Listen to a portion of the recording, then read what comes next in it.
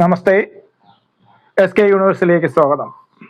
കഴിഞ്ഞ എപ്പിസോഡിൽ നമ്മൾ പറഞ്ഞു മതങ്ങൾ എല്ലാം തന്നെ ഏകനായ ദൈവത്തിൻ്റെ, സർവശക്തനായ ദൈവത്തിൻ്റെ, കരുണാമയനായ ദൈവത്തിൻ്റെ, സൃഷ്ടികർത്താവും പരിപാലകനും സംഹാരകനുമായ ദൈവത്തിൻ്റെ വിവിധ രീതിയിലുള്ള ആവിഷ്കാരങ്ങളെയും അനുഷ്ഠാനങ്ങളെയും അടിസ്ഥാനപ്പെടുത്തിയിട്ടുള്ളതാണ്. അപ്പൊ മതങ്ങൾ മാറുമ്പോൾ ദൈവത്തിന് മാറ്റമൊന്നും ഉണ്ടാവുന്നില്ല. ദൈവത്തെ ആരാധിക്കുന്നതിലും ആ ആരാധനയ്ക്കുള്ള അനുഷ്ഠാനങ്ങളിലുമാണ് വ്യത്യാസം വരുന്നത്. ഏത് മതത്തിലും ദൈവം സൃഷ്ടികർത്താവാണ്. മുസ്ലിം മതത്തിൽ അത് ഖാലിദ് എന്ന് പറയുമ്പോൾ ഹിന്ദു മതത്തിൽ ബ്രഹ്മാവ് എന്നും പറയുന്നു, ക്രിസ്ത്യൻ മതത്തിൽ കർത്താവ് എന്ന് പറയുന്നു. രക്ഷകർത്താവ് എന്ന നിലയിൽ മുസ്ലിംസ് റബ്ബ് എന്ന് പറയുമ്പോൾ ഹിന്ദുക്കൾ വിഷ്ണു എന്ന് പറയുന്നു, ക്രിസ്ത്യാനികൾ യേശു എന്ന് പറയുന്നു. ഇപ്രകാരം ഏകനും സർവശക്തനും കരുണാമയനുമായിരിക്കുന്ന ദൈവത്തിനെ വിവിധ ഭാവങ്ങളിൽ കണ്ടിട്ട് പ്രത്യേകം സിദ്ധാന്തങ്ങൾ ആവിഷ്കരിച്ച് തമ്മിൽ തല്ലുകയാണ്. ഇന്നലെ സോഷ്യൽ മീഡിയയിൽ മിനിങ്ങാന്ന ഒരു വീഡിയോ കണ്ട് ഹിന്ദു മതത്തിലെ ദൈവം മാത്രമാണ് ശരി, അല്ലാത്ത ദൈവങ്ങളൊന്നും ശരിയല്ല, മതങ്ങളെല്ലാം ഒന്നല്ല. ഇതൊക്കെ വിദ്വേഷം ജനിപ്പിക്കലായിട്ട് മാത്രമേ നമുക്ക് കരുതാൻ പറ്റൂ. മതങ്ങളെല്ലാം ഒന്നാണ്, എല്ലാത്തിലും പ്രതിപാദിക്കുന്ന ദൈവം ഒന്നാണ്.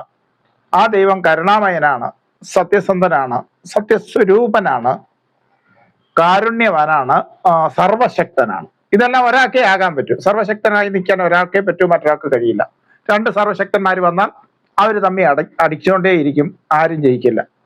അപ്പൊ ഈ ഒരു പ്രപഞ്ചത്തില് അല്ലെങ്കിൽ സർവപ്രപഞ്ചത്തിലും സർവശക്തനായി ഒരാളേ ഉള്ളൂ.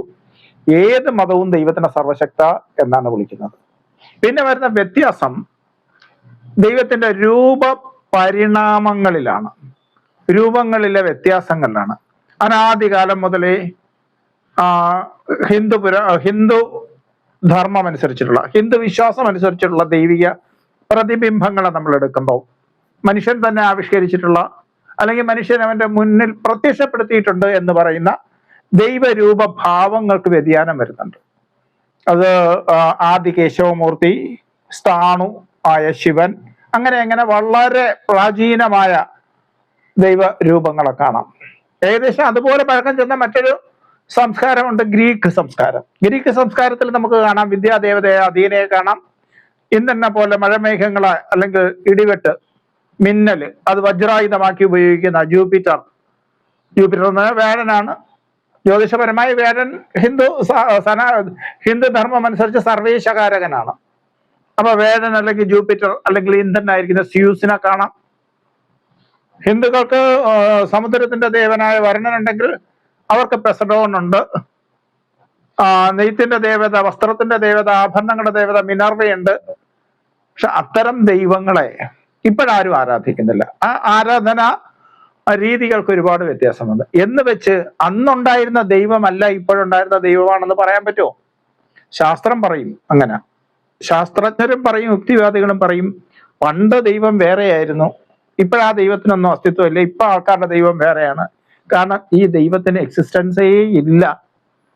ഉണ്ടെന്നൊക്കെ ആൾക്കാർ ചുമ്മാ വിചാരിച്ചുകൊണ്ട് നടന്നാണ് ഓരോരോ ദൈവസങ്കല്പങ്ങളെ കാട്ടിക്കൂട്ടുന്നത് എന്ന് നമുക്ക് ഈ ശാസ്ത്രീയവാദത്തെ നമുക്ക് സ്വീകരിക്കേണ്ട. കാരണം ഈ ക്വാണ്ടം തിയറി ആവിർഭവിക്കുന്നതിന് മുമ്പ് വരെ ശാസ്ത്രജ്ഞർക്ക് അതിശക്തമായ ഒരു ബോധമുണ്ടായിരുന്നു. അവര് നിരീക്ഷണ പരീക്ഷണങ്ങളിലൂടെ തെളിയിച്ച ഒരു ബോധം. ഇനി ഈ ലോകത്തൊന്നും കണ്ടുപിടിക്കാനില്ല, എല്ലാം കണ്ടുപിടിച്ചു, ഇനി ഒന്നും കണ്ടുപിടിക്കാനില്ല എന്ന് ശാസ്ത്രം വിശ്വസിച്ചിരുന്ന ഒരു കാലഘട്ടം ഉണ്ടായിരുന്നു. അതിനുശേഷം ക്വാണ്ടം തിയറി ആവിർഭവിച്ചപ്പോഴെല്ലാം തകടം പറഞ്ഞു, ഇനിയും ഒരുപാട് കണ്ടുപിടിക്കാനുണ്ട്. അങ്ങനെ ഇനിയും ഒരുപാട് കണ്ടുപിടിക്കാനുള്ള അവസ്ഥയിൽ നിന്നുകൊണ്ട് ശാസ്ത്രം പറയണ ദൈവമില്ലെന്ന്. എന്തെങ്കിലും അർത്ഥമുണ്ടോ? നമ്മൾ വയലാറിന്റെ ഒരു കാവ്യം കേട്ടിട്ടില്ലേ? അതിലെ 2 വരികള്: തിരിയുന്നു ഭൂതലം നിശ്ചലം നിന്നെരിയുന്ന സൂര്യന്റെ ചുറ്റുമായി, കതിരവ മണ്ഡലം നീങ്ങിയിട്ടിൽ ഇതുവരെ ശാസ്ത്രം പൊളി പറഞ്ഞു. എന്ന് വെച്ചാൽ അന്ന് ഗലീലിയോയുടെ കാലത്ത് മതവും ശാസ്ത്രവും പറഞ്ഞുകൊണ്ടിരുന്നു. അന്ന് മതവും ശാസ്ത്രവും ഒരുമിച്ചാണ് പോയിക്കൊണ്ടിരുന്നത്. മതം എന്ത് പറയുന്നു അത് തന്നെയാണ് ശാസ്ത്രം. എന്ത് പറഞ്ഞു? ഭൂമിയാണ് പ്രപഞ്ചത്തിന്റെ കേന്ദ്രം, സൂര്യൻ ചുറ്റുകയാണ്. അപ്പൊ ഗലീലിയോ പറഞ്ഞ അങ്ങനെയല്ല, ഭൂമിയാണ് തിരിയുന്നത്, ചുറ്റുന്നത്. നിശ്ചലം നിന്നെരിയുന്ന സൂര്യന്റെ ചുറ്റുമായിട്ട് ഭൂമിയാണ് ചുറ്റുന്നത്. തിരിച്ചു പറഞ്ഞത് കള്ളം ആണ്, ശാസ്ത്രം പറഞ്ഞ കള്ളമാണ്. അങ്ങനെ പല ഘട്ടങ്ങളിൽ അസന്നിഗ്ധമായി ഇനി ഒരിക്കലും മാറ്റി പറയാൻ പറ്റാത്ത വിധം പലപ്പോഴും ശാസ്ത്രത്തിന് സത്യം പറയാൻ കഴിഞ്ഞിട്ടില്ല. പക്ഷെ ഒരുപാട് ശാസ്ത്രം സത്യം പറയുന്നു, അതിന്റെ ഗുണങ്ങളെല്ലാം നമ്മൾ അനുഭവിക്കുകയും ചെയ്യുന്നുണ്ട്.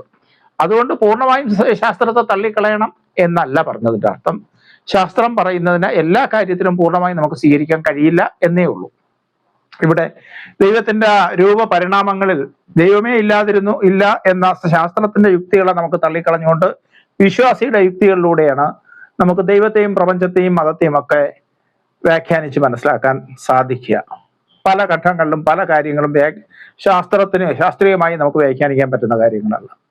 ഇവിടെ നമുക്ക് പറഞ്ഞല്ലോ, ഗ്രീക്ക് പുരാണങ്ങളിലുള്ള ദേവതകൾ, ആ ദേവതകളും ഓരോ സവിശേഷതകൾ പ്രകടമാക്കിയിരുന്നു. വിദ്യാദേവത, വിദ്യ, അറിവ്, ജ്ഞാനം, അത് ആർക്ക് കൊടുക്കാനാണ്? മനുഷ്യർക്ക് കൊടുക്കാനാണ്. പ്രപഞ്ചത്തിന്റെ മുഴുവൻ വിദ്യ, അതിന് ഒരു ദേവതയെ സങ്കല്പിക്കുകയാണ്. അങ്ങനെ മനുഷ്യൻ ഒരു ദേവതയെ സങ്കല്പിച്ചാൽ സ്വാഭാവികമായി പരബ്രഹ്മത്തിൽ നിന്നും പരമശക്തമായ ദൈവീയ ശക്തിയിൽ നിന്നും അങ്ങനെ ഒരു ദേവതാഭാവം രൂപം കൊള്ളുമെന്നാണ് സനാതന മതം പറയുന്നത്.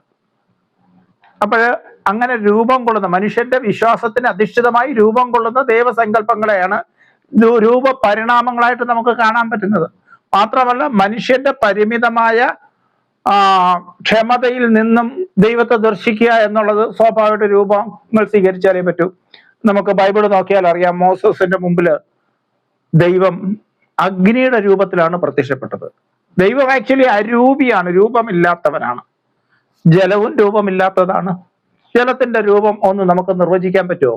പക്ഷെ ജലത്തിനെ ഒരു വട്ടപാത്രത്തിലെടുത്ത് ഫ്രീസറിൽ വെക്കുക, ഒരു ചതുര പാത്രത്തിലെടുത്ത് ഫ്രീസറിൽ വെക്കുക, എന്തുണ്ടാവും?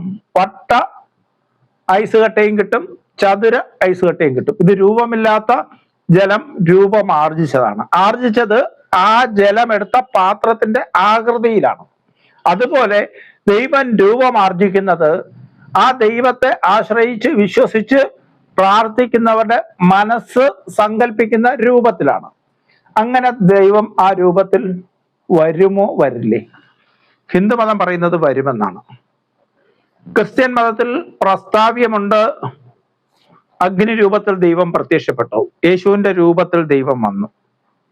ഒരുപാട് പ്രാവശ്യം ക്രിസ്ത്യൻ സംഹിതകൾ പറയുന്നുണ്ട്, ഈ 10 കൽപ്പനകളിൽ പറയുന്നുണ്ട്, ഒന്നിന്റെ രൂപം ഉണ്ടാക്കരുത്. ഒന്നിന്റെ രൂപം ഉണ്ടാക്കാതെ ആർക്കും മുന്നോട്ട് പോകാൻ പറ്റില്ല. മാത്രമല്ല, മോസസ് ഇസ്രായേൽ ജനങ്ങളെയും കൊണ്ട് കാനാൻ ദേശത്തേക്ക് യാത്ര പോയപ്പോൾ അവിടെ സർപ്പത്തിന്റെ പാമ്പുകളുടെ ആക്രമണം ഉണ്ടായപ്പോൾ ദൈവത്തിന്റെ കൽപ്പനയുണ്ടായി, നിങ്ങൾ നാഗത്തിന്റെ രൂപം, സർപ്പത്തിന്റെ രൂപം ഉണ്ടാക്കി ഉയർത്തി കാണിക്കൂ.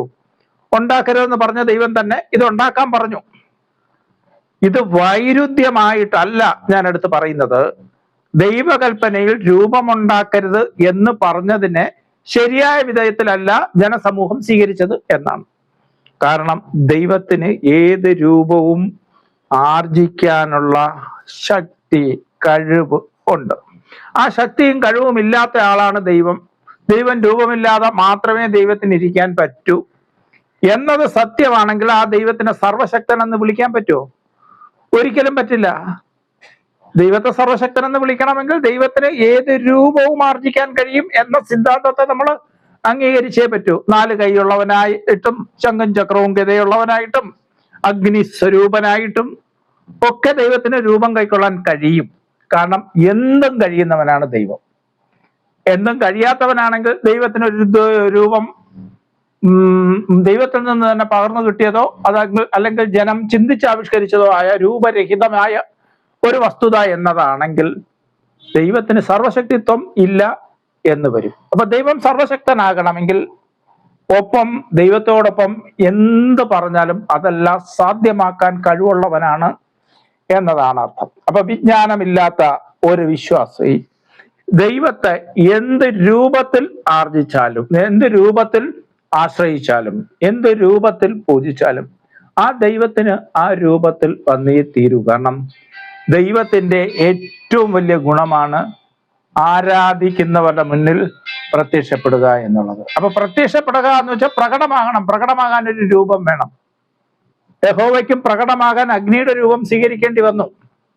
പിന്നെ മൊത്തം ജനങ്ങളോട് സഹവസിച്ച് അവരെ നേർവഴിക്ക് നയിക്കാൻ യേശുവിന്റെ രൂപം ആർജിക്കേണ്ടി വന്നു. ഈ യേശുവും യഹോവയും ഒക്കെ ബൈബിളിലുള്ളതാണ്. തീർച്ചയായിട്ടും മുസ്ലിം വിഭാഗം ബൈബിളിനെ അംഗീകരിക്കുന്നുണ്ട്. അത് ഖുറാനിൽ പറഞ്ഞിട്ടുണ്ട്. മുൻ പുസ്തകം ബൈബിളാണെന്നും അതിനു മുമ്പത്തെ പുസ്തകം തോറയാണെന്നും ഒക്കെ പറഞ്ഞിട്ടുണ്ട്. അപ്പൊ ദൈവത്തിന്റെ രൂപപരിണാമങ്ങൾ വസ്തുതാപരമായി ശരിയായ ഒരു കാര്യമാണ്. അതല്ലാന്ന് നമ്മൾ പറഞ്ഞാൽ ഒരിക്കലും നമുക്കത് സ്വീകരിക്കാൻ കഴിയില്ല. നമുക്ക് സ്വീകരിക്കാൻ കഴിയില്ല എന്നുള്ളത് കൊണ്ട് അത് ശരിയാകണമെന്നില്ല. പക്ഷേ മതസിദ്ധാന്തങ്ങളെ പരിശോധിച്ചാൽ കൃത്യമായും മനസ്സിലാകും. ദൈവം സർവശക്തനായതുകൊണ്ട് ഏത് രൂപം ആർജിക്കാനും ദൈവത്തിന് തടസ്സം ഉണ്ടാവില്ല. നമ്മള് നോഹയുടെ പെട്ടകത്തിന്റെ മുമ്പേ കെരൂബുകൾ എന്ന് പറയുന്ന ദൈവത്തിന്റെ ഇരിപ്പിടങ്ങളെ ഉണ്ടാക്കി വെച്ചിട്ടുണ്ട്. കാരണം ദൈവത്തിന് വന്നിരിക്കാനായിട്ട് എന്നാണ് പറയുന്നത്. സ്വാഭാവികമായിട്ട് സനാതന മതത്തിലെ സർവ്വ വിഗ്രഹങ്ങളും ദൈവങ്ങളല്ല. ദൈവങ്ങളെ വിളിച്ചു വരുത്തി ഇരിപ്പിടമാക്കേണ്ടതാണ് വിഗ്രഹം. വിഗ്രഹത്തിലേക്കാണ് വിളിക്കുന്നത്. അതാണ് സനാതന മതത്തിലെ പൂജകളിൽ ആവാഹനം എന്ന് പറയുന്ന ഒരു ക്രിയയുള്ളത്. ആവാഹിക്കുക എന്ന് പറഞ്ഞാൽ വിളിച്ചു വരുത്തുക.